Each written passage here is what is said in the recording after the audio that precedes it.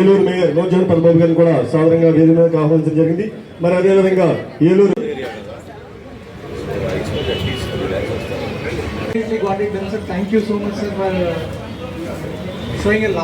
చూసి ప్రత్యేకమైనటువంటి కృతజ్ఞతలు తెలియజేసుకుంటున్నాం సార్. ధన్యవాదాలు తెలియజేసుకుంటున్నాం సార్.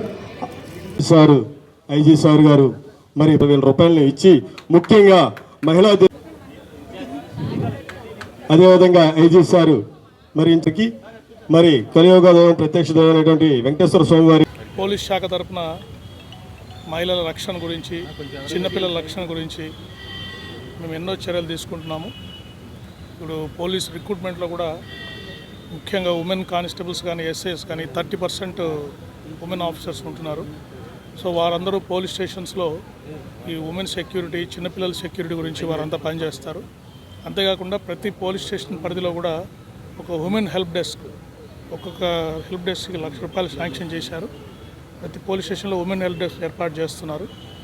అంతేకాకుండా ఈ ఉమెన్ హాస్టల్స్ ఎక్కడైతే ఉన్నాయో, ప్రైవేట్ హాస్టల్స్ కానీ గవర్నమెంట్ హాస్టల్స్ కానీ, అక్కడ అన్నిటి కూడా ఇన్ఫర్మేషన్ గ్యాదర్ చేసి అక్కడ ఎటువంటి సెక్యూరిటీ మెజర్స్ ఉన్నాయి, సీసీ కెమెరాస్ కానీ, వాచ్మెన్ కానీ, కాంపౌండ్ వాల్ కానీ, ఇతర సెక్యూరిటీ మెజర్స్ అన్నీ కూడా ఎన్లిస్ట్ చేసి అక్కడ ఎటువంటి ఇబ్బందులు తలెత్తకుండా మేము చర్యలు తీసుకుంటున్నాము.